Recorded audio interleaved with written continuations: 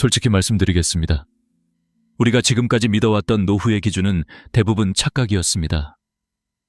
병원 가까운 집이면 마음이 놓일 것 같고, 넓은 아파트면 외롭지 않을 것 같고, 조용한 전원주택이면 마음이 편안해질 것 같다고 굳게 믿어왔습니다.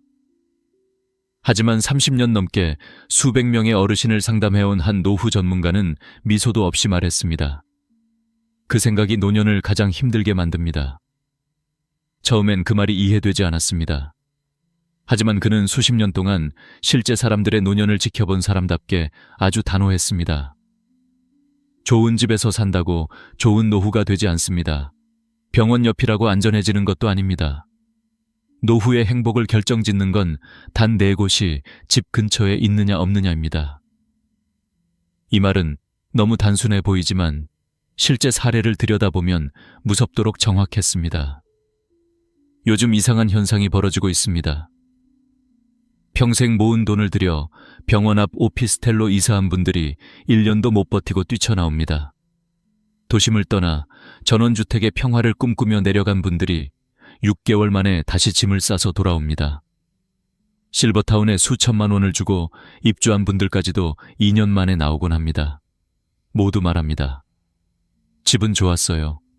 그런데 살아보니 사람이 살 때가 아니더라고요. 그분들이 공통적으로 했던 말은 더 가슴에 꽂혔습니다. 선생님, 집 때문에 제 삶이 더 힘들어질 줄 몰랐습니다. 병원 옆에서는 매일 앰뷸런스 소리를 들으며 죽음을 떠올렸고, 넓은 집에서는 적막함이 더 크게 울려 퍼졌고, 전원주택에서는 외로움이 아니라 고립이 찾아왔습니다. 처음에는 더 좋은 곳이라고 생각했던 모든 선택이 오히려 노년의 마음과 몸을 갉아먹고 있었습니다. 통계도 냉정합니다. 65세 이상 노인 중 4명 중 1명이 혼자 삽니다. 70세 이상은 3명 중 1명입니다. 지금 부부가 함께 산다고 해도 평균적으로 배우자 중 1명은 먼저 떠납니다.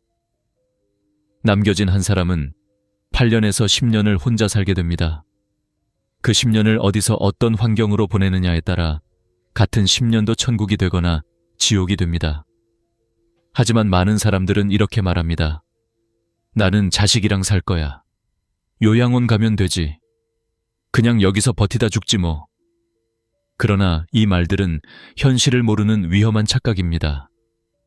자식과 산다는 건 며느리 사위 눈치 보며 방 한 칸에서 조용히 숨 쉬어야 하는 삶일지도 모릅니다.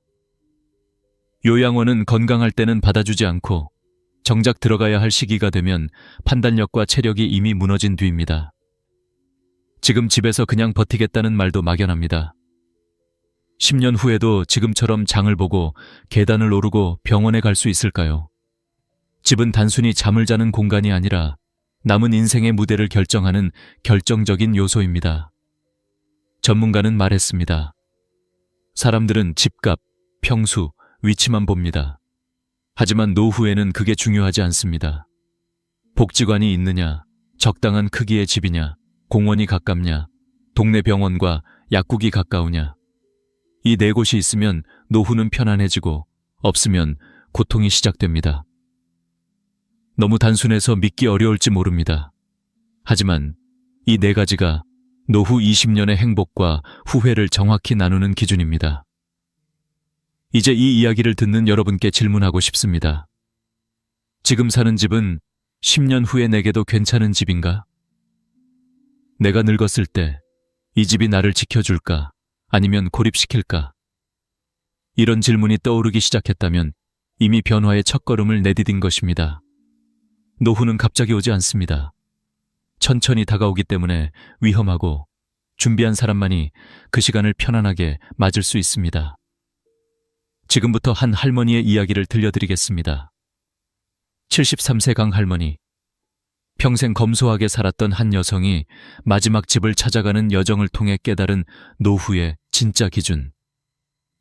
그 이야기는 아마 여러분의 현재 생각을 완전히 뒤흔들지도 모릅니다. 그리고 무엇보다 여러분의 남은 20년을 안전하게 지키는 나침반이 되어줄 것입니다. 병원 앞 오피스텔로 이사하기 전까지 강 할머니는 늘 불안했습니다. 남편이 세상을 떠난 뒤 홀로 남은 생활은 너무 조용하고 너무 깊었습니다. 작은 기침에도 혹시? 하고 가슴이 철렁 내려앉았고, 밤에 갑자기 다리가 저리기라도 하면 머릿속에는 온갖 상상이 떠올랐습니다. 그러던 어느 날 주변 사람들이 말했습니다. 할머니, 병원 가까운 데로 가면 마음이 편해요. 응급 상황에도 바로 도움받을 수 있잖아요. 그 말은 언뜻 너무 설득력 있었습니다. 마치 정답처럼 보였고, 홀로 사는 노년에게는 마지막 안전망처럼 들렸습니다. 결국 할머니는 평생 살던 집을 팔아 병원 바로 앞 15평 오피스텔을 샀습니다. 처음 한 달은 만족했습니다. 새 건물 냄새가 남아있고, 엘리베이터는 조용하고 빠르고, 작은 공간은 청소도 금방 끝났습니다. 창문 너머로 병원 건물이 단단하게 서 있는 모습은 묘한 안심을 주었습니다. 그래, 이제 더 이상 불안해하지 않아도 되겠지. 할머니는 그렇게 믿었습니다. 하지만 그 평온함은 오래가지 않았습니다. 2달째, 할머니의 마음을 뒤흔드는 일이 벌어지기 시작했습니다. 새벽 2시, 날카롭게 울리는 사이렌 소리가 어둠을 찢고 들어왔습니다. 삐뽀, 삐뽀. 심장을 두드리는 듯한 그 소리는 단순한 소음이 아니었습니다. 응급실로 실려가는 누군가의 절박함, 누군가의 마지막 순간이 그대로 들려오는 듯했습니다. 다음 날도, 그 다음 날도, 낮에도 밤에도 사이렌은 멈추지 않았습니다. 어떤 날은 하루 5번 이상 울렸습니다. 창밖으로 내려다보면 들것에 실려 올라가는 환자들, 산소호흡기를 단 채 휠체어에 앉은 노인들, 응급실 문 앞에서 울부짖는 가족들까지 보였습니다. 그 모습을 계속 보던 어느 날, 할머니는 손바닥에 식은땀이 맺히는 걸 느꼈습니다. 저 모습이 언젠가 나의 모습이 되는 건 아닐까. 오피스텔 창문 너머의 풍경은 더 이상 안심이 아니라 공포였습니다. 병원이 가까우면 든든하다고 생각했지만, 병원이 너무 가까우면 하루가 죽음의 그림자로 뒤덮였습니다. 심리학에서는 이것을 부정자극 누적 효과라고 설명합니다. 반복되는 부정적 장면과 소리가 정신을 서서히 잠식해 불안과 우울을 높이는 현상입니다. 게다가 오피스텔 자체도 문제였습니다. 15평 원룸은 혼자 살기엔 너무 좁았습니다. 침대 옆이 주방이고, 주방 옆이 곧바로 출입문이었으며, 거실이라고 부를 만한 공간도 없었습니다. 하루 종일 방 안에 있다 보면 숨이 막히는 듯했고, 마치 세상이 문 하나로 끊어진 것처럼 고립된 느낌이 들었습니다. 누군가와 이야기할 가능성도 전혀 없었습니다. 복도는 적막했고, 문을 열어도 언제나 어둡고 조용했습니다. 아무도 안녕하세요라고 말을 건네지 않는 공간, 그 침묵은 점점 무겁게 내려앉았습니다. 전문가들은 이런 환경을 도시형 고립 구조라고 부릅니다. 편리해 보이지만 사람 사이의 연결이 끊어져 심리적 외로움이 더 증가하는 구조입니다. 노년기에 가장 치명적인 감정이 바로 외로움이라는 사실을 생각하면 이 구조가 얼마나 위험한지 알 수 있습니다. 결정적인 순간은 어느 비 오는 밤 찾아왔습니다. 할머니는 창밖을 보다가 휠체어에 앉은 노인이 응급실로 급하게 밀려 들어가는 모습을 보았습니다. 그 순간 너무도 선명하게 들었습니다. 나는 여기서 살면 안 되겠다. 병원 옆이라는 이유로 선택했던 그 집은 결국 하루하루를 불안으로 덮어버리는 공간이었습니다. 안전망일 줄 알았던 병원이 오히려 마음의 짐이 된 것입니다. 결국 할머니는 깊은 한숨 끝에 결정을 내렸습니다. 여긴 아니다. 이대로는 더 못 살겠다. 겨우 6개월 만에 집을 팔았지만 매매 차익은커녕 시설비와 수수료 때문에 손해까지 있었습니다. 그러나 그보다 더 큰 상처는 마음에 남은 불안이었습니다. 병원이 가까우면 안심된다는 믿음은 산산조각 났습니다. 할머니는 말했습니다. 병원은 필요할 때만 가까우면 됩니다. 매일 보이는 곳에 있으면 그건 마음을 아프게 하는 곳이더라고요. 하지만 이 실패는 끝이 아니었습니다. 병원 앞 집이 주지 못한 안정을 찾기 위해 할머니는 또 다른 선택을 하게 됩니다. 많은 사람들이 꿈꾸는 전원주택. 나무와 바람과 푸른 풍경 속으로 들어가면 삶이 편안해질 것 같았던 그곳. 그러나 그곳에서 기다리고 있던 것은 평화가 아니라 다른 종류의 외로움과 위험이었습니다. 이제 강 할머니의 두 번째 선택이 시작됩니다. 전원주택으로 이사하던 날, 강 할머니는 오랜만에 깊은 숨을 들이마셨습니다. 병원 사이렌 소리도 없고 회색 건물도 없고 사람들의 분주한 발걸음도 없는 곳. 대신 시원한 바람이 나무집 사이를 지나가며 잔잔한 쉼표를 만들어 주었고 새소리가 아침을 깨웠습니다. 눈을 뜨면 창밖으로 초록이 보이고 저녁이면 노을이 집 안으로 스며들었습니다. 할머니는 생각했습니다. 그래, 이제야 진짜 쉬는구나. 도시의 소음에서 벗어나 자연 속에 있다는 사실만으로 마음이 조금씩 풀어졌습니다. 새 집은 20평 남짓한 단층 구조였고 작은 마당도 있어 꽃과 텃밭을 가꾸기엔 충분했습니다. 할머니는 매일 아침 흙을 만지며 남편이 있었으면 참 좋아했을 텐데 하고 속삭이기도 했습니다. 자연은 분명 따뜻했습니다. 하지만 평화로움은 오래가지 않았습니다. 전원주택에서의 삶은 마치 천천히 닫혀가는 문처럼 처음엔 아름다웠지만 시간이 갈수록 불안이 숨어 있었습니다. 문제는 여름부터 시작되었습니다. 비가 며칠 내리더니 잡초가 무릎 높이까지 자랐습니다. 하루만 깎아도 다음 날이면 다시 올라와 있었습니다. 모기는 해가 지면 집 안으로 몰려들었고 작은 벌레들은 스며들 틈이 없다는 듯 이곳저곳에 나타났습니다. 밤이 되면 두꺼비 울음이 집을 울렸고 그 소리는 조용해야 할 밤을 더욱 낯설고 무겁게 만들었습니다. 청소와 관리도 문제였습니다.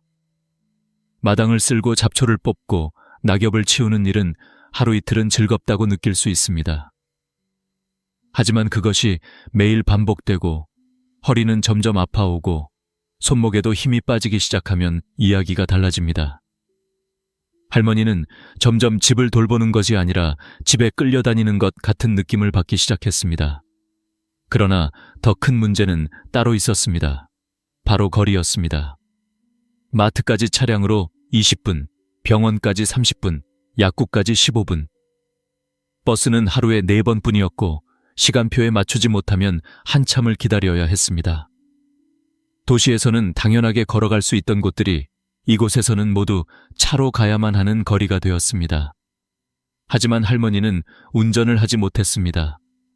결국 장을 보거나 병원에 가려면 자식들에게 연락해야 했고 이 말은 곧 엄마, 또요?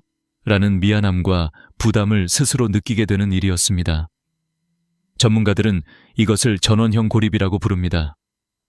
자연은 따뜻하지만 인간은 결국 사람과 시설 속에서 살아야 한다는 아주 기본적인 현실입니다.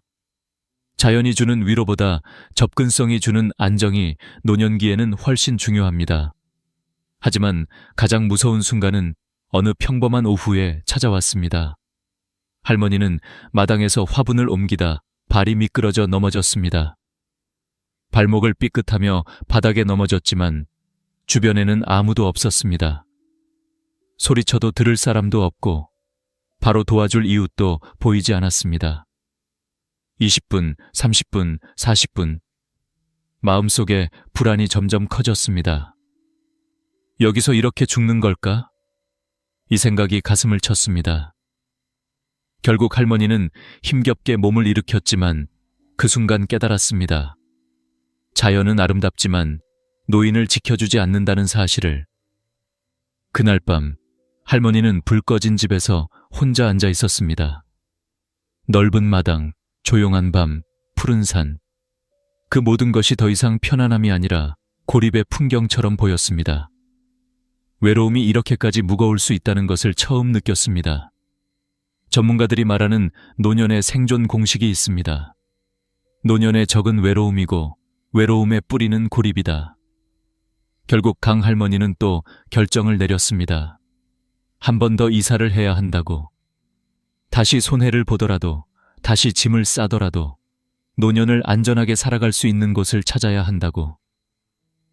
이번에는 좋아 보이는 집이 아니라 살 수 있는 집을 찾아야 한다고 마음속으로 다짐했습니다. 그리고 그때 복지관에서 우연히 만난 친구가 말했습니다. 언니, 우리 동네로 와요. 여긴 진짜 좋아요. 그 한마디가 강 할머니의 인생을 바꿀 마지막 여정의 시작이었습니다. 강 할머니는 세 번째 이사라는 말만 들어도 가슴이 철렁 내려앉았습니다. 병원 앞 오피스텔에서는 불안에 잠식되어 살았고 전원주택에서는 고립이라는 무서운 현실을 마주했습니다. 두 번의 실패로 수천만 원을 잃었고 자신감까지 흔들렸습니다. 그래서 복지관에서 만난 친구가 언니, 우리 동네로 와요. 여긴 진짜 좋아요.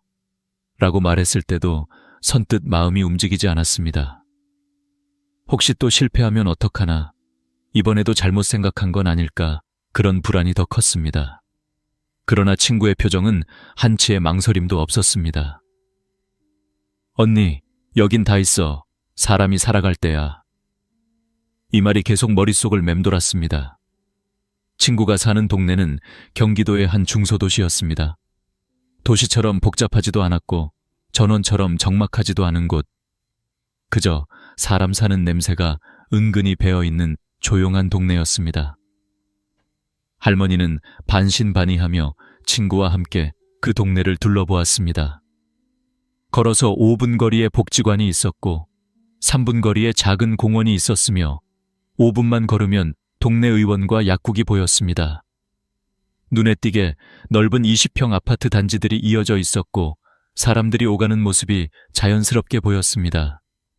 아이들 웃음소리, 개 짖는 소리, 노인들 산책하는 발걸음.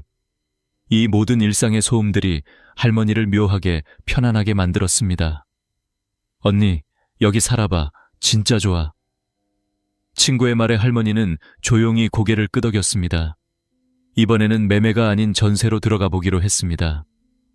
혹시라도 또 맞지 않으면 빠져나올 수 있도록 조금의 여지를 남겨둔 선택이었지만 마음 한편에는 희미한 기대도 있었습니다. 이번에는 진짜 괜찮을까? 그런데 놀라운 일이 벌어졌습니다. 단 일주일 만에 강 할머니는 깨달았습니다. 아, 여기가 내가 살 곳이다. 전원주택에서 아무 말 없이 지나갔던 하루가 이곳에서는 아주 자연스럽게 채워졌습니다. 아침이면 복지관에서 어르신들이 모여 운동을 했고 점심이면 함께 식사를 나누었고 오후에는 노래교실이나 요가 수업 소리가 복지관 창문에서 새어나왔습니다. 사람들이 오가며 안녕하세요 라고 인사를 건넬 때마다 할머니의 마음은 조금씩 풀어졌습니다. 복지관 근처라는 이유 하나만으로도 할머니의 일상은 완전히 달라졌습니다. 아침에 눈을 뜨면 오늘은 어떤 수업을 들을까 하는 설렘이 생겼고 점심시간에는 자연스럽게 옆 사람과 이야기가 이어졌습니다. 복지관에서 만난 친구들은 서로 안부를 확인해 주었고 함께 수업을 듣고 공원으로 산책을 나가는 일이 일상이 되었습니다. 병원 앞 오피스텔에서는 단 하루도 들리지 않던 웃음이 이 동네에서는 하루에도 몇 번씩 터져 나왔습니다. 심리학에서는 이것을 환경 자극 효과라고 부릅니다. 사람은 자신이 매일 마주하는 환경에서 감정과 생각을 공급받습니다. 매일 병원을 보면 불안해지고 매일 자연 속 고립을 보면 외로워지지만 매일 사람을 보고 이야기를 나누면 마음은 자연스럽게 살아납니다. 그뿐만 아니라 아파트 크기도 할머니에게 딱 적당했습니다. 20평의 공간은 좁지도 넓지도 않았고 씨름하듯 청소해야 하는 부담도 없었습니다.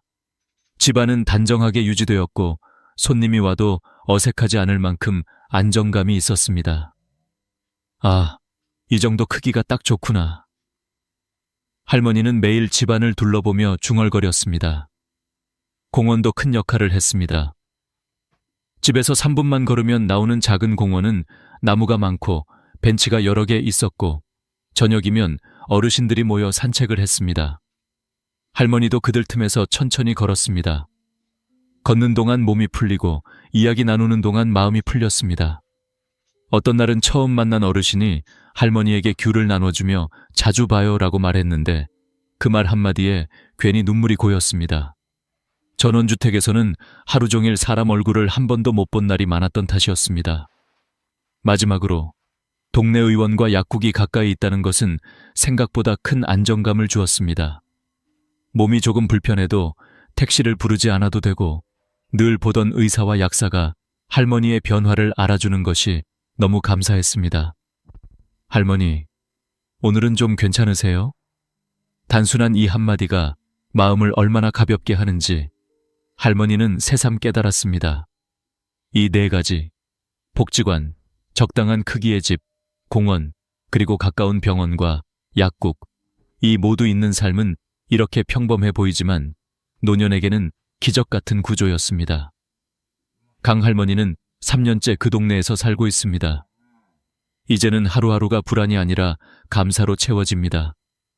허전함 대신 웃음이 있고, 두려움 대신 안정이 있고, 외로움 대신 사람이 있습니다. 그리고 마침내 할머니는 말했습니다. 이제야 알겠어요. 노년은 집이 아니라 동네가 만드는 거라는 걸. 강 할머니가 깨달은 4가지 기준은 단순한 조언이 아니었습니다. 그것은 노년의 삶을 완전히 바꿔준 실제적 기준이었고, 앞으로 여러분의 삶도 바꿀 수 있는 가장 현실적인 노후 생존 매뉴얼이었습니다. 그래서 저는 이제 이 4가지를 여러분이 직접 당장 적용할 수 있도록 하나하나 아주 구체적으로 안내해드리려 합니다. 이 부분은 앞으로 10년, 20년을 결정할 가장 중요한 내용이 될 것입니다. 강 할머니의 이야기는 할머니 개인의 여정이 아니라 많은 분들이 앞으로 겪게 될 미래의 축소판입니다.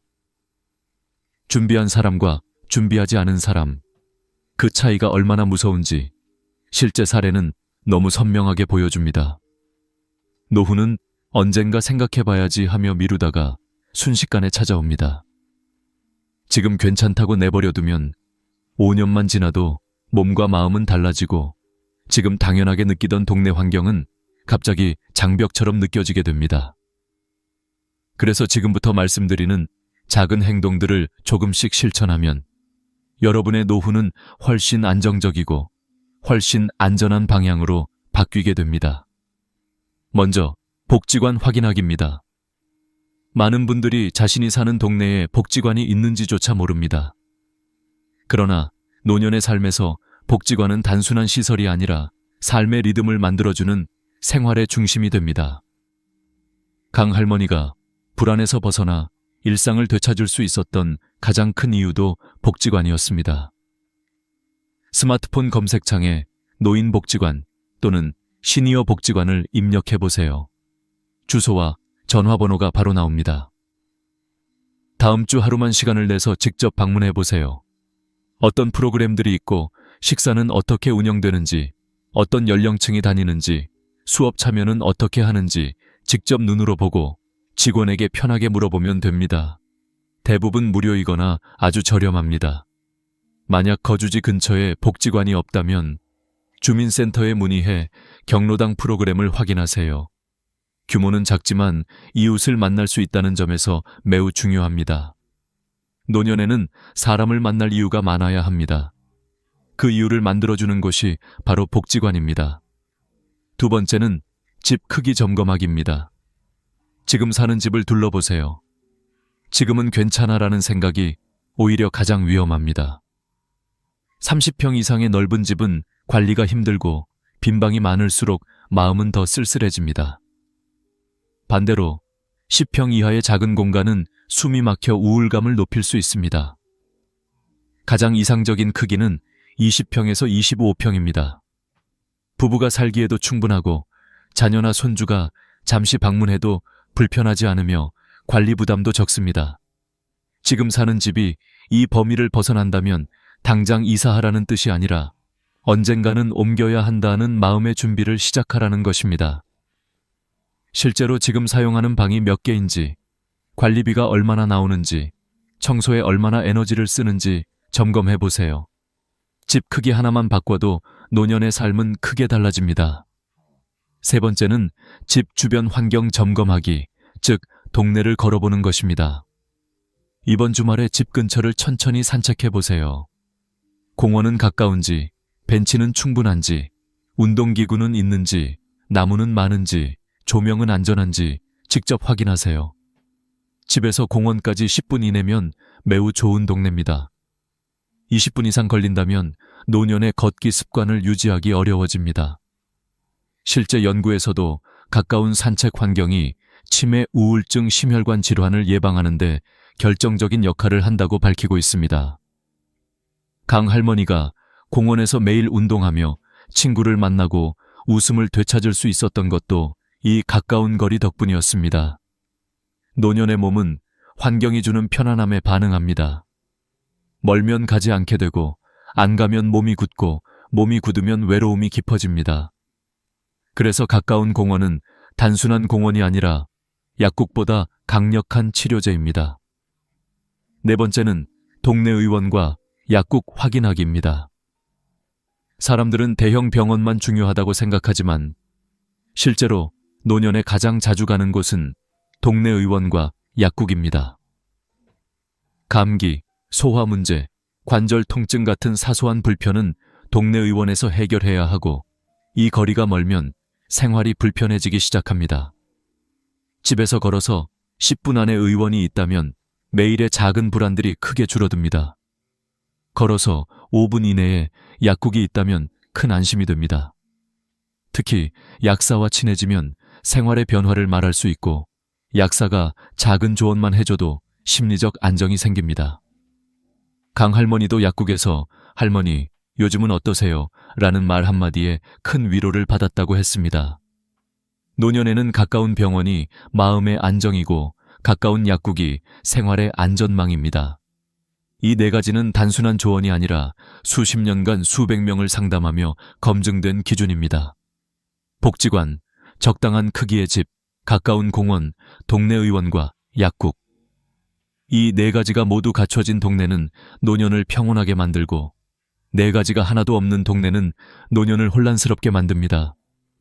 강 할머니의 3번의 이사는 비싼 집을 찾기 위한 여정이 아니었습니다. 살 수 있는 집, 살기 쉬운 동네를 찾기 위한 여정이었습니다. 그리고 그 여정은 이제 여러분의 차례입니다. 강 할머니의 이야기는 단순한 성공적인 노후 이사기가 아니라 앞으로 누구나 반드시 한 번은 마주하게 되는 삶의 현실을 보여주는 거울이었습니다. 그래서 저는 오늘 마지막으로 여러분이 이 네 가지 기준을 어떻게 여러분의 상황에 맞게 구체적으로 적용할 수 있을지, 그리고 앞으로 10년 후에 자신을 어떤 기준으로 평가해야 하는지 아주 현실적인 조언을 드리고자 합니다. 이 부분은 단순한 이론이 아니라 실제 상담 현장에서 수많은 어르신들이 선택을 후회하거나 성공했던 이유들을 바탕으로 만들어진 기준입니다. 지금 여러분이 사는 집이 아무리 익숙하고 편안해도 노후의 집은 과거의 나가 아닌 10년 후의 나를 기준으로 선택해야 합니다. 지금은 계단 오르는 것이 아무렇지 않아도 무릎 관절은 60대 후반부터 자연스럽게 퇴화합니다. 지금은 차를 몰고 병원에 쉽게 갈 수 있어도 70대 중반에는 자연스럽게 운전을 포기할 가능성이 커집니다. 지금은 큰 집이 든든하게 느껴져도 나이 들면 빈방이 주는 적막이 훨씬 크게 다가옵니다. 그래서 여러분은 오늘 반드시 자문해야 합니다. 10년 후에도 이 집을 관리할 수 있을까? 10년 후에도 이 동네가 안전하고 편할까? 10년 후에도 사람을 만나러 나갈 수 있을까? 여기에 자신 있게 예라고 답하지 못한다면 지금부터는 준비가 필요합니다. 경제적으로 여유가 있는 분들도 마찬가지입니다. 돈이 있어도 복지관이 없는 동네, 공원이 멀리 있는 신축단지, 대형 병원만 가까운 동네는 노년에 오히려 불안과 외로움을 키울 수 있습니다. 반대로 돈이 많지 않아도 복지관, 공원, 의원, 약국이 모두 가까운 지역에 산다면 훨씬 탄탄하고 건강하게 노년을 보낼 수 있습니다. 실제 통계에서도 삶의 만족도를 결정하는 요소는 돈이 아니라 생활권 환경이었습니다. 특히 외로움이 걱정되는 분들에게는 한 가지 조언을 드리고 싶습니다. 외로움은 집안에서 해결되지 않습니다. 외로움은 사람이 보이는 곳에 있을 때 자연스럽게 줄어듭니다. 복지관, 공원, 동네 의원이 가까운 이유가 바로 여기에 있습니다. 이곳들은 단순한 장소가 아니라 사람을 만날 가능성입니다. 사람을 한 명이라도 더 보는 환경에서 사는 것이 바로 노년의 질을 높이는 진짜 핵심입니다. 여러분의 경제 상황에 맞춘 현실적인 조언도 드리겠습니다. 경제적으로 여유가 없다면 무조건 복지관 근처의 20평대 아파트를 우선으로 보세요. 식사, 취미, 운동, 돌봄까지 복지관이 거의 해결해 줍니다. 서울이 부담된다면 중소도시, 세종, 나주, 파주, 원주 같은 곳은 훨씬 경제적입니다. 건강이 걱정된다면 엘리베이터가 있는 저층 혹은 1층 아파트를 선택하세요. 그리고 병원 약국까지 걸어서 10분 이내인지 반드시 확인하세요. 외로움이 걱정된다면 커뮤니티가 활발한 아파트를 선택하세요. 경로당 프로그램, 주민동호회, 정기 모임이 있는지 관리실에 문의하면 알 수 있습니다. 활동적인 성향이라면 주상복합이나 도심형 신축도 괜찮습니다. 젊은 사람들과 섞여 사는 것만으로도 활력이 생깁니다. 혼자 사는 1인 가구라면 반드시 복지관 생활권에 있는 아파트를 선택하세요. 혼자 살수록 이웃과의 관계가 생존의 문제입니다. 여기에 더해 저는 철학자들의 지혜도 함께 전하고 싶습니다. 공자는 안거이인 엔주어린이라 말했습니다. 편안하게 살 수 있어야 사람답게 늙을 수 있다. 노자의 소국과민, 저곡과민은 단순한 삶이 최고의 삶이라는 뜻입니다.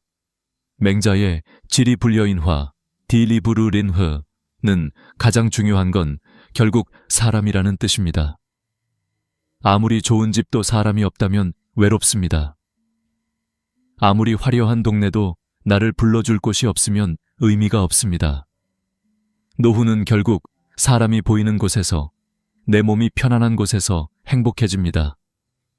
강할머니가 그 사실을 찾아내기까지 3번의 이사와 수천만 원의 손해가 필요했지만 여러분은 같은 길을 다시 갈 필요가 없습니다. 이미 기준을 들으셨으니까요.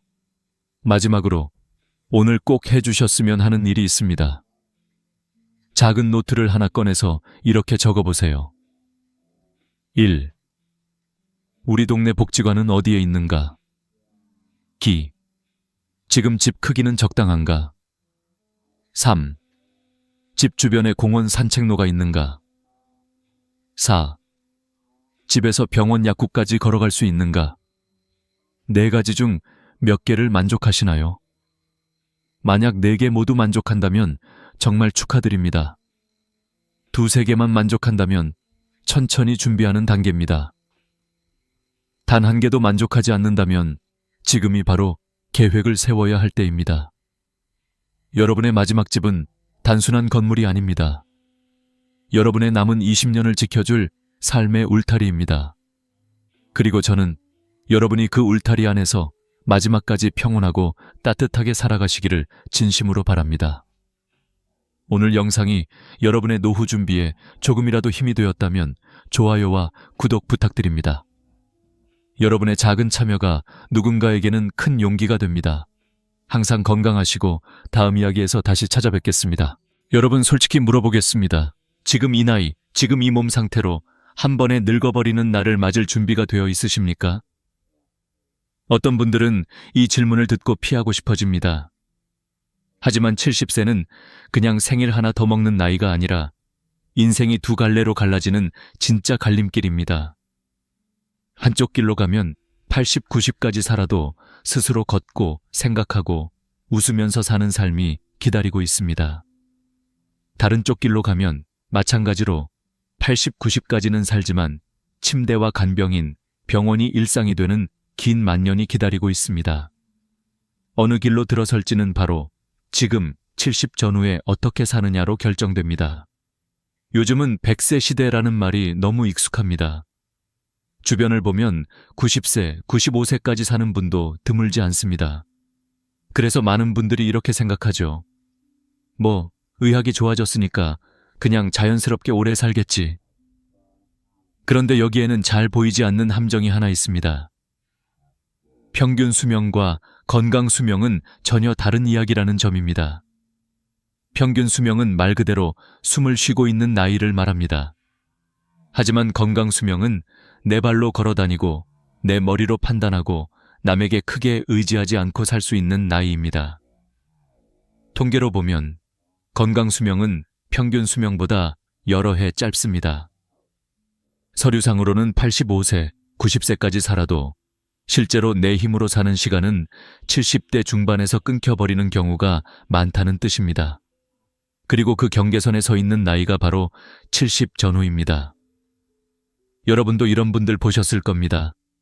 80이 넘어도 허리를 꼿꼿이 세우고 산책을 하고 강의도 하고 심지어 마라톤을 완주하는 분들. 반대로 60대 후반부터 퇴직하자마자 의욕이 급격히 떨어지고 병원과 집, 침대만 오가며 간병에 의존하게 된 분들도 있습니다. 같은 인간이고 같은 시대를 살았는데 왜 이렇게 극단적으로 갈릴까요? 의사로서 저는 수많은 노년을 보면서 한 가지 결론을 내렸습니다. 70대를 어떻게 보내느냐가 그 이후 20년을 통째로 결정한다. 70세는 이상한 나이입니다. 아직 스스로는 나 그렇게 늙지 않았어. 머리도 돌아가고 몸도 움직여. 라고 느끼는 분이 훨씬 많습니다. 실제로도 그렇습니다.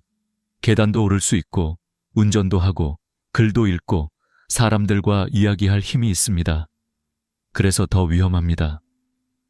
아직 괜찮은데 뭐 나중에 생각하지 하며 가장 중요한 10년을 흘려보내기 쉽기 때문입니다. 눈에 띄는 큰 변화가 없을 때 사실은 보이지 않는 곳에서 서서히 균열이 시작되고 있습니다. 저는 진료실에서 이런 말을 자주 듣습니다. 선생님, 건강검진에서 별 문제 없대요. 콜레스테롤 약 조금 먹고 혈압약 먹고 있으니까 괜찮겠죠? 그런데 정작 중요한 건 수치가 아니라 삶의 패턴입니다. 의학기술은 분명 사람을 오래 살게 만들었습니다. 혈압약, 당뇨약, 콜레스테롤약, 심장수술, 각종 시술들. 이 덕분에 예전 같으면 60대, 70대에 돌아가셨을 분들이 80, 90까지 사는 시대가 된 건 사실입니다. 하지만 여기서 꼭 기억해야 할 진실이 있습니다. 사람을 오래 살게 하는 기술과 사람을 건강하게 살게 하는 기술은 완전히 다르다는 것입니다. 전자는 병을 억지로 붙잡아두는 기술이고 후자는 몸과 마음을 스스로 움직이게 하는 기술입니다. 우리는 전자에 너무 의존하면서 후자를 스스로 버리고 살아왔습니다. 예를 들어 콜레스테롤이나 혈압, 혈당을 낮추는 약은 분명 어느 정도 필요합니다.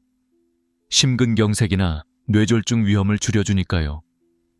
하지만 기준선 아래로 억지로 내리면 어떤 일이 생길까요? 머리가 멍해지고 기운이 없고 의욕이 떨어집니다. 숫자는 예뻐졌는데 사람은 활력을 잃어갑니다. 식단 조절도 마찬가지입니다. 소금도 기름도 기쁨도 다 빼버린 밥상을 계속 먹다 보면 살기 위해 먹는 것이 아니라 죽지 않기 위해 참고 먹는 것이 됩니다. 어느새 얼굴에는 생기가 사라지고 그냥 사는 거지 뭐 라는 말이 입에 붙습니다. 물론 여기서 오해하지는 마십시오. 약을 먹지 말라는 이야기가 아닙니다. 다만 숫자에만 매달리다 보면 오래 살기 위해 선택한 것이 결국 살맛을 앗아가는 선택이 될 수 있다는 점을 알고 계셔야 한다는 것입니다. 70대는 바로 이 균형을 다시 잡아야 하는 시기입니다. 조금 높은 혈압, 조금 높은 콜레스테롤, 조금 높은 혈당보다 훨씬 더 무서운 것이 있습니다. 바로 의욕이 뚝 끊기는 것, 그리고 사람과 세상에 대한 관심이 식어버리는 것입니다. 이것이 진짜 한 번에 늙어버리는 순간의 시작입니다. 저자가 고령진료 현장에서 30년 넘게 지켜본 공통점이 있습니다. 마음이 젊고 계속해서 무언가를 하고 있는 사람은 놀랄 만큼 늙지 않는다. 운동이든 공부든 봉사든 취미든 상관없습니다. 중요한 건 계속한다는 사실입니다. 반대로 몸은 그럭저럭 괜찮은데 뭐 귀찮다, 이제 다 의미 없다 라고 느끼는 순간부터 노화는 가속 페달을 밟습니다. 70세는 아직 늦지 않았습니다. 오히려 마지막으로 판을 뒤집을 수 있는 나이입니다. 이때 어떤 마음가짐으로 어떤 생활 습관을 만들고 어떤 관계를 유지하느냐에 따라 80, 90 이후의 얼굴이 완전히 달라집니다. 누군가는 85세에 치매와 침대에 묶인 시간이 길어질 것이고, 누군가는 같은 85세에 손주와 함께 산책하고 친구들과 웃으며 밥을 먹을 것입니다. 겉으로 보기엔 같은 노인이지만 그 속에 담긴 인생의 무게는 전혀 다릅니다. 여러분께 오늘 이 이야기를 드리는 이유는 하나입니다. 이제 70인데 뭘 새삼스럽게 라는 생각이 들 때 바로 그 순간이 인생에서 가장 위험한 시점이기 때문입니다. 의학은 여러분을 죽지 않게는 해줄 것입니다. 하지만 살만 나게 해줄 수 있는 사람은 여러분 자신뿐입니다.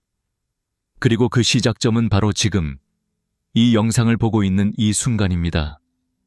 지금부터 우리가 함께할 이야기는 무조건 약을 끊으라는 극단적인 조언도 아니고 무리해서 젊은이처럼 살라는 주문도 아닙니다.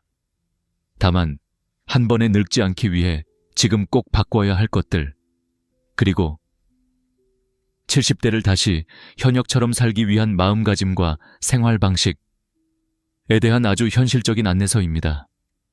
혹시 지금 이 영상을 보시면서 마음 한구석에서 이런 생각이 들었다면 이미 절반은 성공한 것입니다. 그래, 나도 아직 뭔가 해볼 수 있지 않을까? 바로 그 한 줄기 생각이 여러분을 긴 간병의 만년이 아니라 자기답게 서 있는 만년으로 이끌어줄 첫 걸음이 될 것입니다. 70세 이후에도 젊게 사는 사람들의 공통점은 단순합니다. 의지가 강해서도, 돈이 많아서도, 특별한 재능이 있어서도 아닙니다. 그들은 단 하나의 능력을 가지고 있습니다. 바로 살아있는 변화를 만들어내는 능력입니다. 나이가 들수록 몸은 자연스럽게 느려지고 생각은 굳어지고 관계는 좁아집니다. 그런데 이 자연스러운 변화를 그대로 두면 그대로 급격한 쇠약으로 이어집니다. 오늘 제가 전하고 싶은 핵심은 단 하나입니다. 노화는 자연스럽지만 급격한 노화는 습관으로 만들어진다는 사실입니다. 그리고 70대는 이 잘못된 습관이 굳어지기 시작하는 시기입니다. 제가 진료실에서 목격한 수많은 사례 속에는 놀라울 만큼 뚜렷한 경향이 반복됩니다. 같은 70세인데 어떤 분은 숨이 차면서도 매일 3,000보를 걷습니다. 반면 다른 분은 조금만 불편해도 바깥 나가는 걸 미룹니다. 어떤 분은 새 취미를 배우자고 용기 내어 신청합니다. 다른 분은 이 나이에 뭘 이라며 마음을 닫습니다. 그리고 몇 년 후 이들이 가는 길은 완전히 달라집니다. 첫 번째 분은 80세에도 혼자 지하철 타고 친구 만나러 갑니다. 두 번째 분은 75세에 이미 근육이 줄어들고 기억력도 급격히 떨어지며 외출 자체가 두려워집니다. 여기서 아주 중요한 의학적 사실을 하나 말씀드리겠습니다. 노화의 40%는 생활 방식으로 조절할 수 있다는 점입니다. 유전 때문이냐고요? 아닙니다. 유전이 인간의 노화에 미치는 영향은 2,225%뿐입니다. 우리가 어떻게 걷고, 먹고, 자고, 누구와 이야기하며 어떤 감정을 품고 사느냐가 더 강력한 영향을 미칩니다.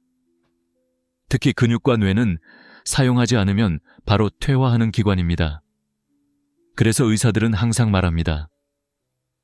근육이 남아있으면 인생도 남아있다. 하지만 여기서 많은 분들이 크게 오해하는 지점이 있습니다. 운동 좀 하라는 이야기겠지. 그건 알지. 아니요. 단순히 운동 이야기만이 아닙니다. 사실 70대에 가장 먼저 무너지는 순서는 이렇습니다. 1. 마음의 의욕. 2. 사람과의 관계. 3. 생활 리듬. 4.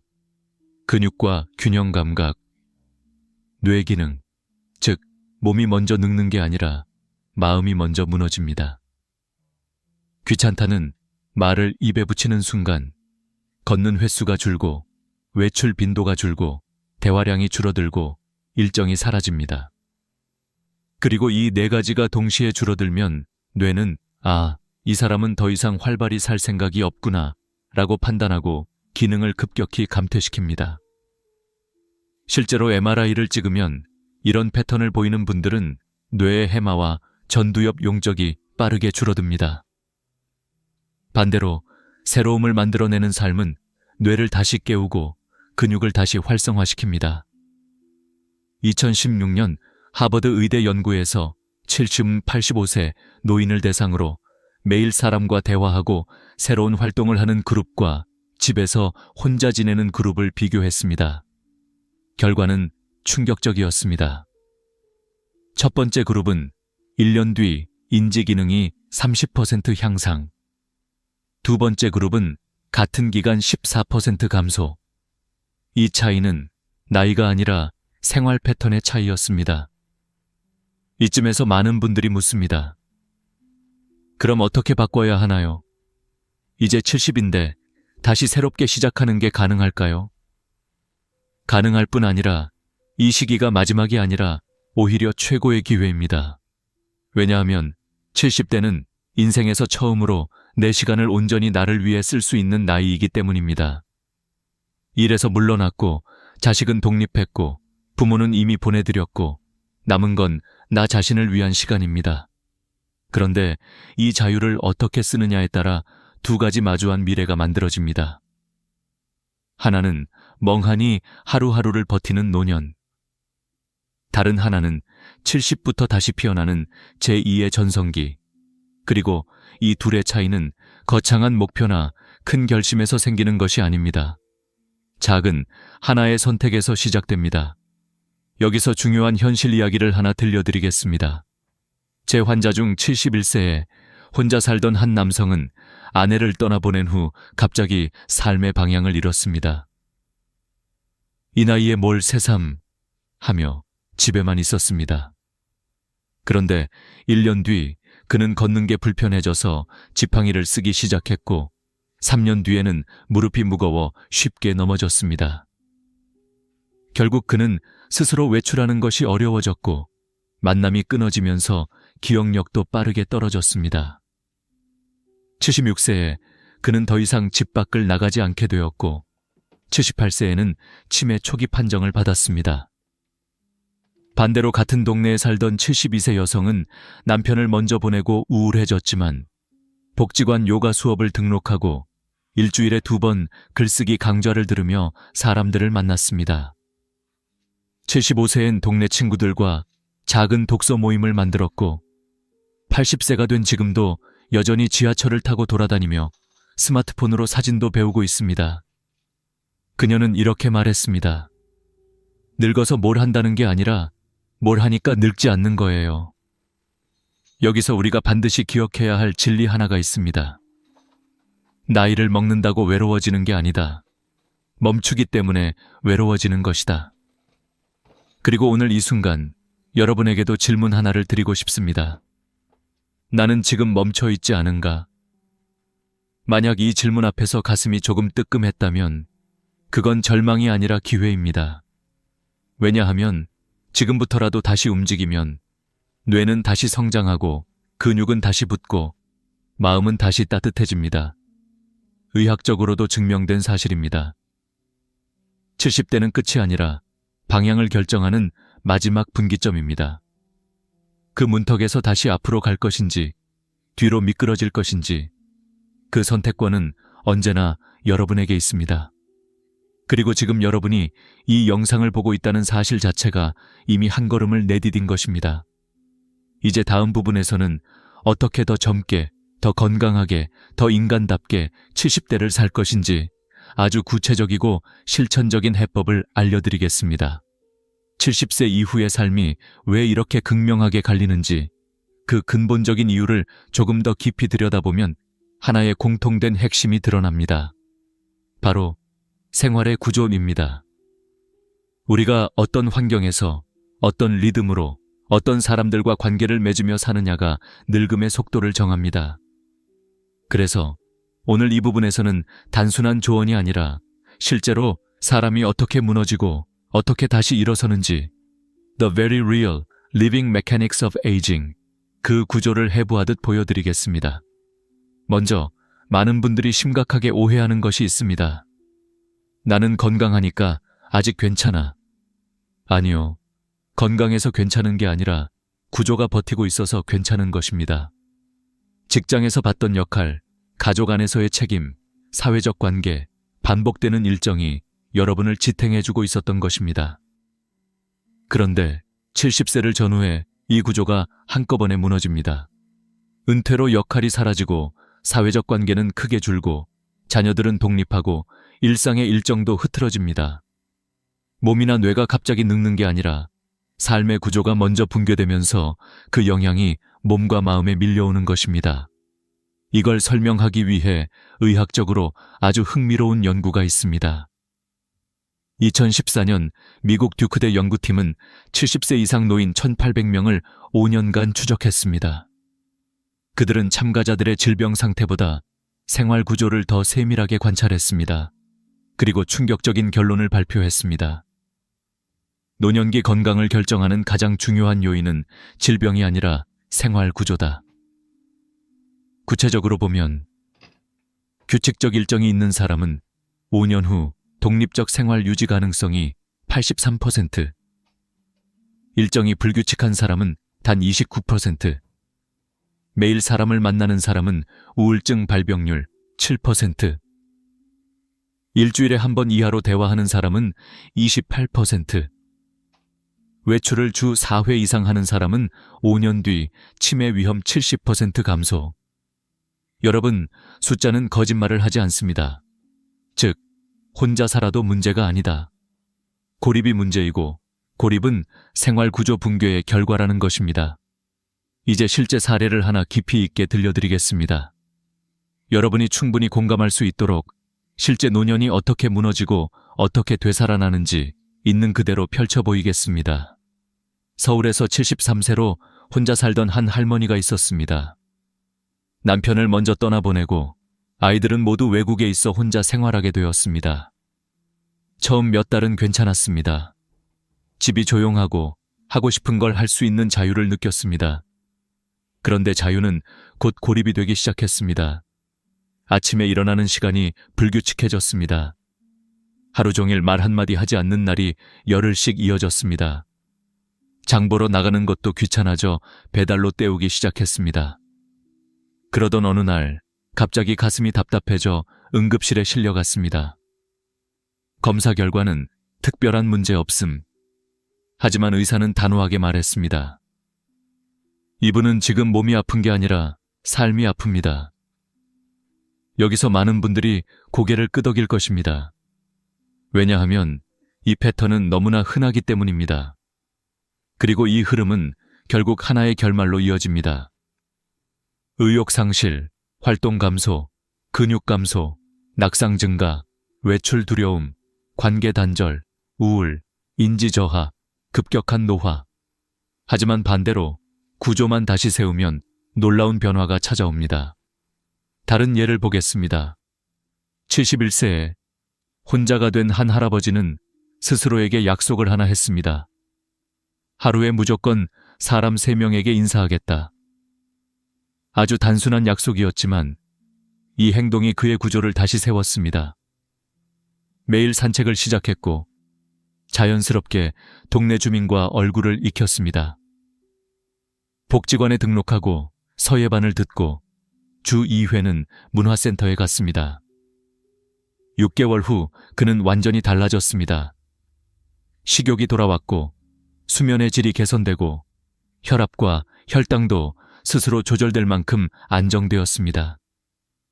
의사였던 저는 이 모습을 보며 다시 한번 확신했습니다. 노인의 건강은 약이 아니라 구조로 지킨다. 그렇다면 무엇이 좋은 구조일까요? 단순합니다. 1. 매일 나갈 이유가 있는 곳. D. 말을 섞을 사람이 있는 곳. 3. 내가 없어지면 허전해하는 사람이 있는 곳. 이 3가지가 있는 사람은 혼자 살아도 절대 고립되지 않습니다. 그리고 바로 이 지점을 대부분의 노년층이 간과합니다. 나는 자식과 살 거야. 하지만 며느리 사위의 시선 아래에서 숨죽이며 살 가능성이 높습니다. 나는 실버타운 갈 거야. 안전하지만 선택권과 자율성이 사라지며 삶의 활력이 점점 감소합니다. 나는 지금 집에서 그냥 살다 갈래. 문제는 그 그냥이 곧 고립으로 변한다는 것입니다. 그렇다면 지금 여러분이 사는 곳은 어떤 구조입니까? 아침에 일어났을 때 오늘 갈 곳이 있습니까? 오늘 하루 동안 말을 섞을 사람이 몇 명입니까? 만약 일주일 동안 잠적해도 걱정할 사람이 있습니까? 이 세 질문에 선뜻 있다고 답하기 어렵다면 구조를 바꿔야 한다는 신호입니다. 제가 왜 이렇게 강하게 말씀드릴까요? 70세 이후의 삶은 의지가 만드는 것이 아니라 구조가 만들기 때문입니다. 의지는 하루 만에 꺼지지만 구조는 10년을 지탱합니다. 의지는 여러분을 움직이지만 구조는 여러분을 살립니다. 그리고 무엇보다 중요한 사실은 70세는 구조를 바꿀 수 있는 마지막 나이이며 동시에 가장 효과가 좋은 나이라는 것입니다.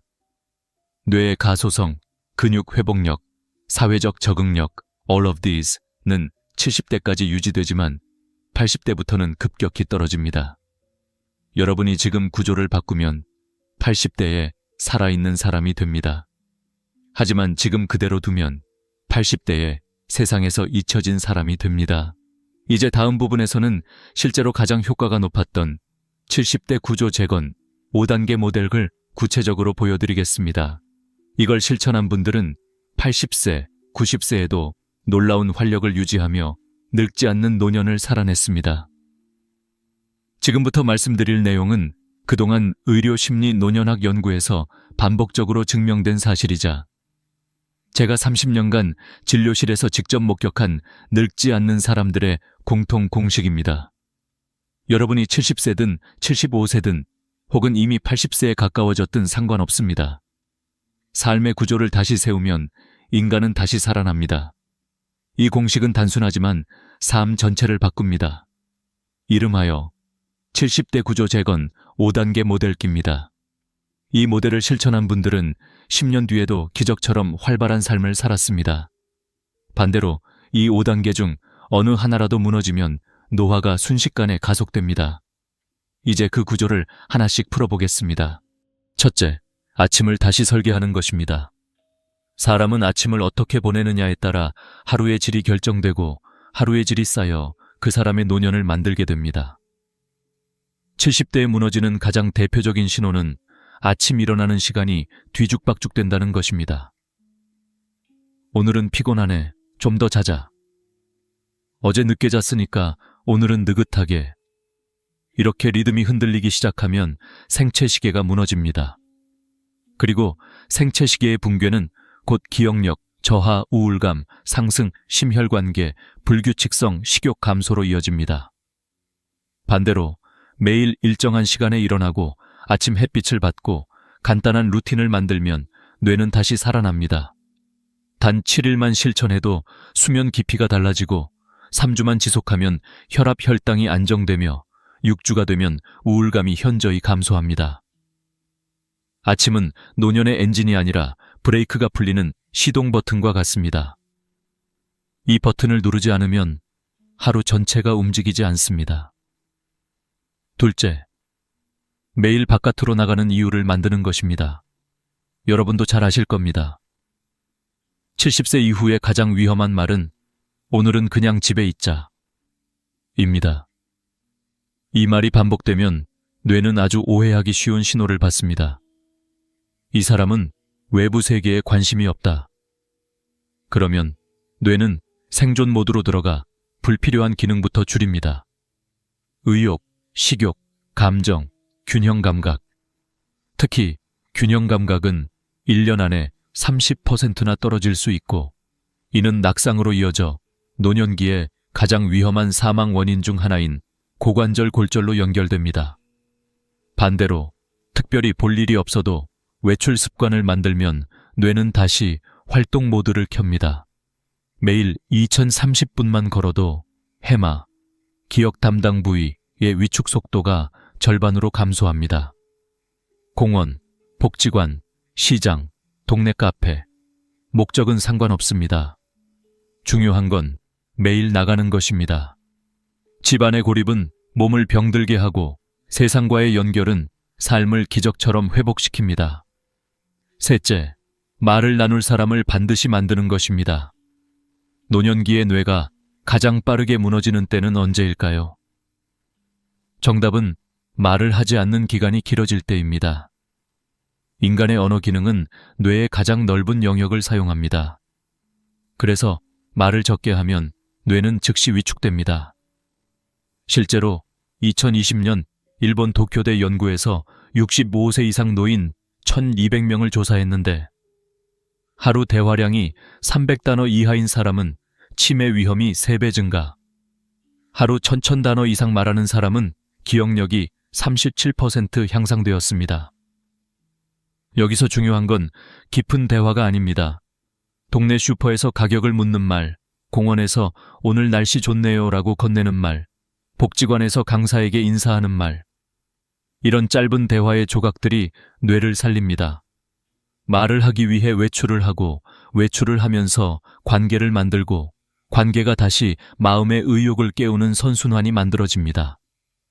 결국 사람은 사람으로 인해 살아납니다.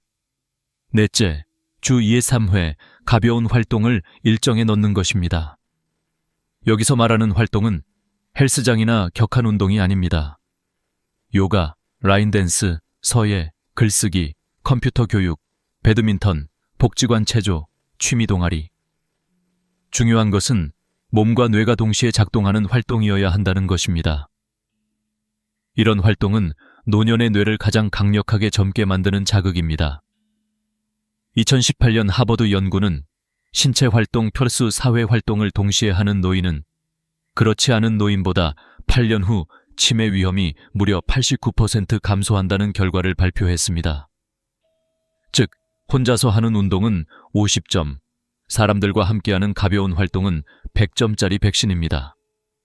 여러분이 70대에 반드시 잡아야 할 건 근육이 아니라 활동입니다. 활동이 근육을 지키고 근육이 여러분의 독립성을 지켜줍니다. 다섯째, 작은 책임을 하나 만드는 것입니다. 인간은 누군가에게 필요로 될 때 가장 힘을 냅니다.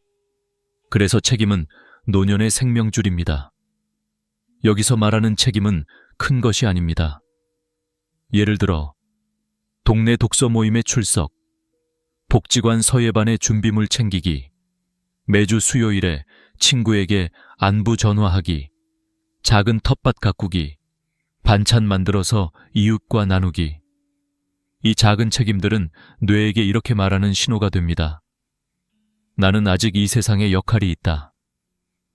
이 신호가 들어가면 뇌는 활력을 회복하고 면역계는 안정되고 우울증 위험은 반 이상 줄어듭니다. 노년의 자존감은 성취가 아니라 관계 속에서의 역할로 만들어집니다. 지금 제가 말씀드린 이 5단계는 단순한 조언이 아니라 늙지 않는 사람들의 공통된 패턴을 분석해 추출해낸 핵심입니다. 그런데 여기서 더욱 중요한 사실이 하나 있습니다. 이 5단계는 동네 복지관 근처, 공원 근처, 그리고 자녀와 10분 거리에서 가장 잘 작동한다는 것. 왜냐하면 이 세 가지 환경은 자연스럽게 외출을 만들고 자연스럽게 사람을 만나게 하고 자연스럽게 관계를 형성하게 해주기 때문입니다.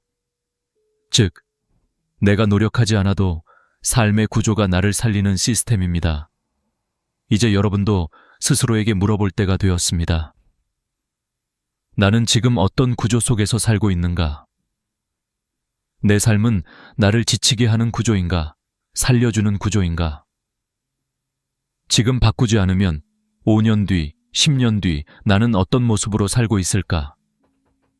70대는 인생의 마침표가 아니라 재건의 황금기입니다. 지금 구조를 다시 세우면 80대, 90대에도 내 두 발로 서서 세상과 연결된 삶을 살 수 있습니다.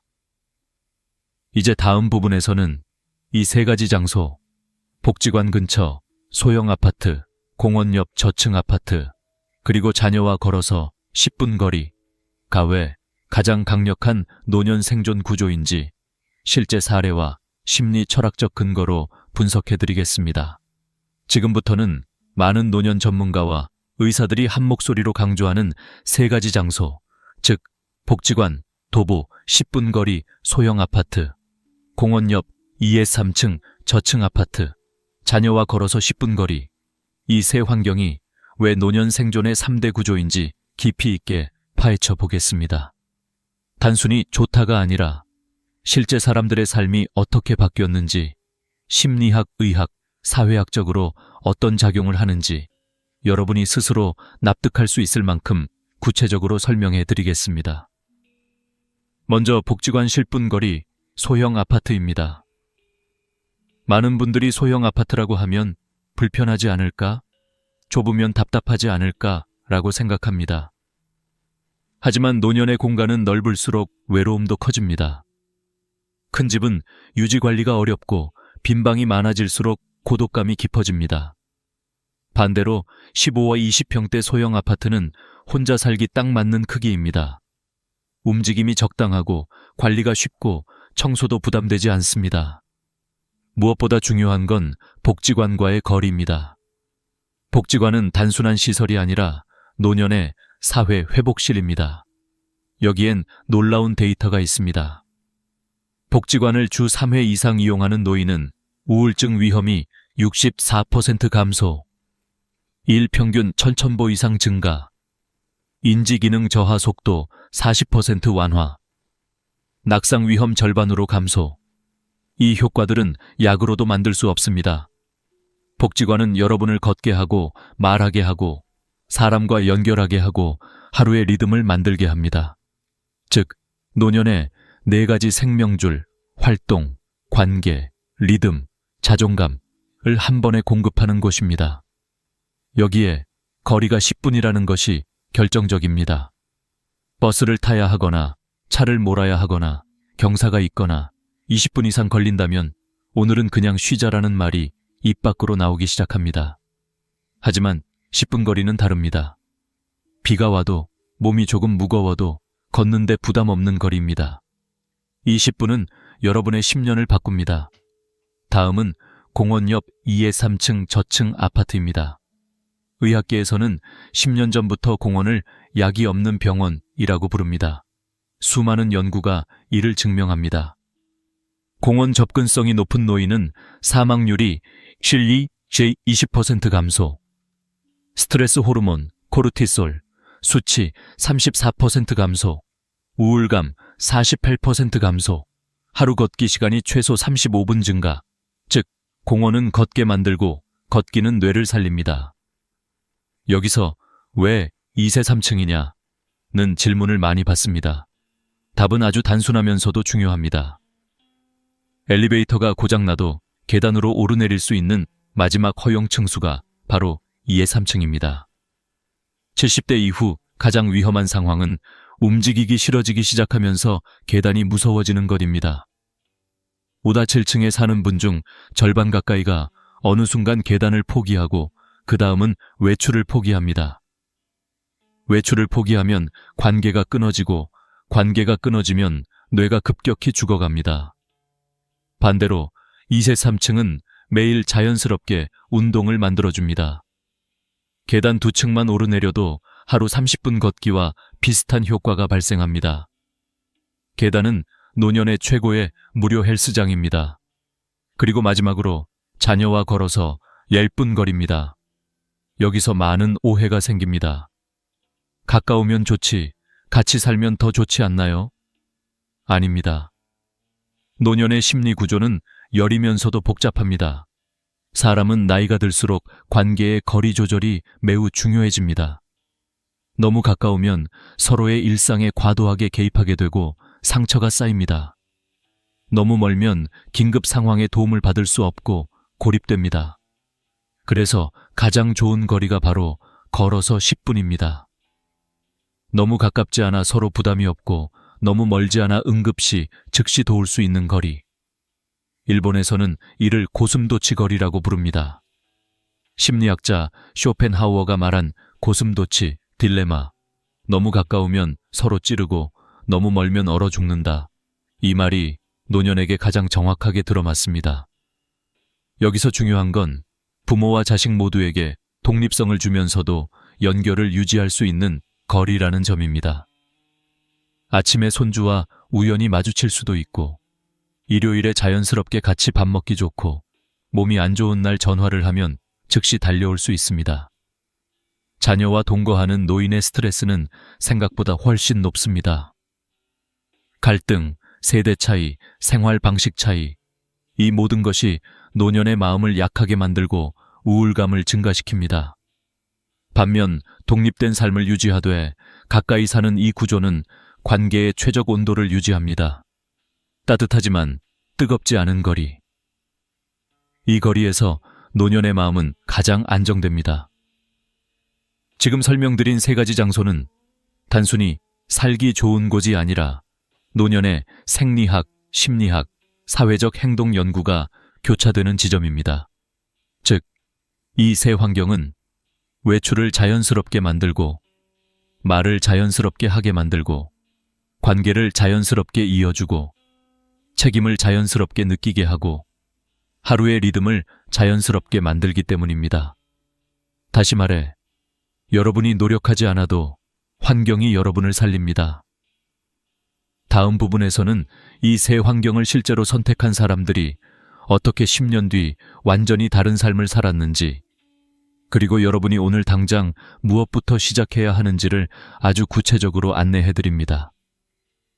이제 마지막으로 앞서 이야기한 세 가지 환경, 복지관 근처 소형 아파트, 공원 옆 저층 아파트, 자녀와 걸어서 10분 거리를 실제로 선택한 사람들이 5년, 10년 뒤 어떻게 완전히 다른 노년을 살게 되었는지, 그리고 여러분은 오늘 무엇부터 바꾸어야 하는지를 구체적으로 정리해드리겠습니다. 이 부분은 여러분의 결심을 현실로 옮기게 해주는 가장 중요한 단계입니다. 끝까지 집중해주세요. 먼저 실제 사례들을 보겠습니다. 이름을 밝힐 수는 없지만 제가 직접 진료하며 지켜본 3명의 노년 환자 이야기입니다. 첫 번째는 서울 외곽에서 복지관 도보 7분 거리 아파트로 이사한 69세 여성입니다. 처음에는 굳이 이 나이에 이사를 하며 망설였습니다. 하지만 복지관이 너무 가까워 부담 없이 갈 수 있다는 말에 마음을 움직였습니다. 이분은 이사 후 3개월 만에 완전히 다른 사람이 되었습니다. 매일 8시 요가 수업을 들으며 규칙적인 아침 리듬을 다시 잡았고, 복지관 식당에서 점심을 먹으며 새로운 친구 6명이 생겼습니다. 운영진이 추천해준 글쓰기 교실에 참여하며 잊었던 성취감과 자존심이 되살아났습니다. 그리고 10년이 지난 지금 79세인 그녀는 여전히 건강하게 활동하며 나는 여기 와서 늙지 않는 법을 다시 배웠다고 말합니다. 이 케이스의 교훈은 명확합니다. 복지관은 노년의 사람 활동 리듬 3박자를 회복시키는 최강의 플랫폼입니다.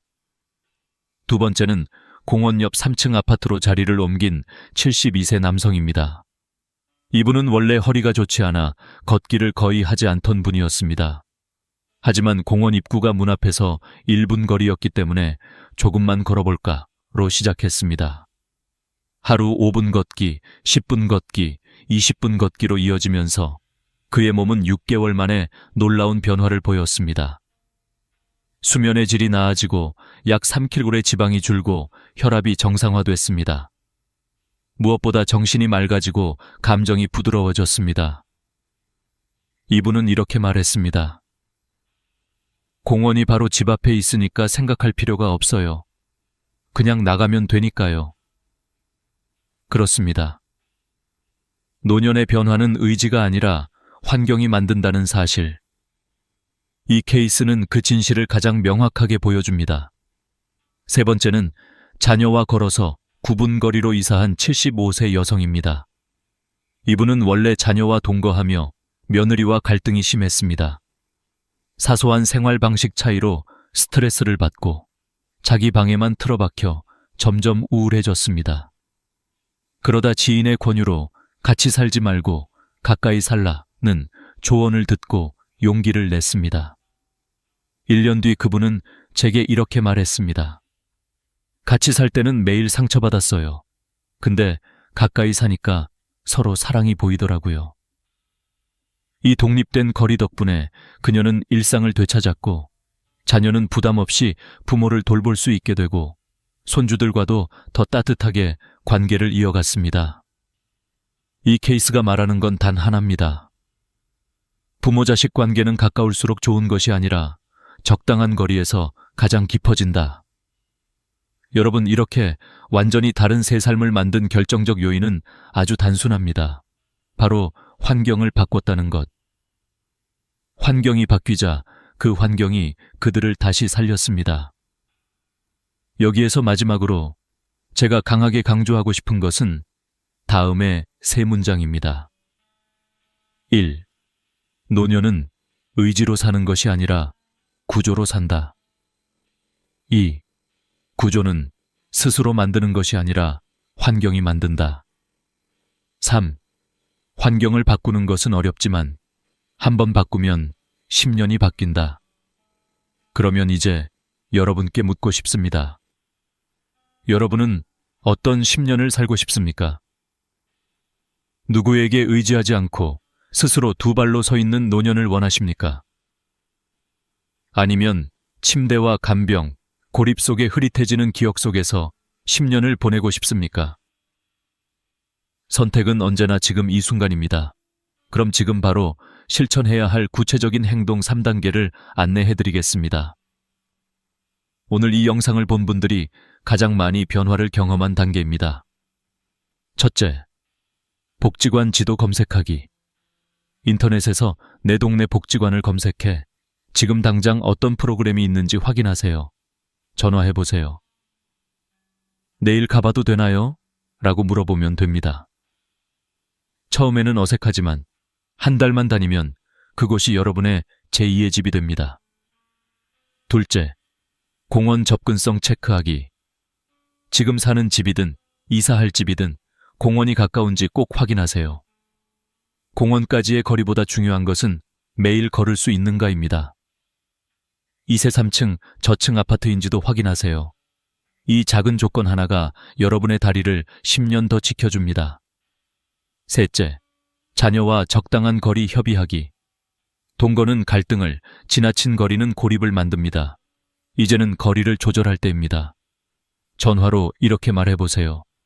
같이 살지는 말고 가까이 살자. 이 한 문장이 부모와 자녀 모두를 살립니다. 여러분, 노년의 집은 크기나 인테리어로 결정되지 않습니다.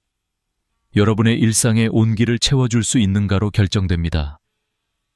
그 온기가 여러분의 몸을 살리고 마음을 살리고 기억을 살립니다. 오늘 이 긴 여정을 끝까지 함께 해주셔서 진심으로 감사드립니다. 여러분이 이 영상을 보고 마음속에 단 하나라도 실천해봐야겠다는 생각이 생겼다면 이미 변화의 첫걸음을 내디딘 것입니다. 저는 여러분이 혼자 살아도 외롭지 않은 그날까지, 그리고 마지막 순간까지 존엄하고 평온한 노년을 누릴 수 있을 때까지 함께하겠습니다. 마지막으로 여러분께 약속받고 싶습니다. 오늘 제시한 3가지 실천 중 어떤 것을 먼저 하시겠습니까? 댓글로 1번, 2번, 3번 중 하나를 남겨주세요. 여러분의 한 문장이 이 채널을 더 좋은 방향으로 이끕니다. 그리고 구독과 좋아요는 여러분의 노년을 지키는 또 하나의 작은 실천입니다. 오늘도 함께 해주셔서 감사합니다.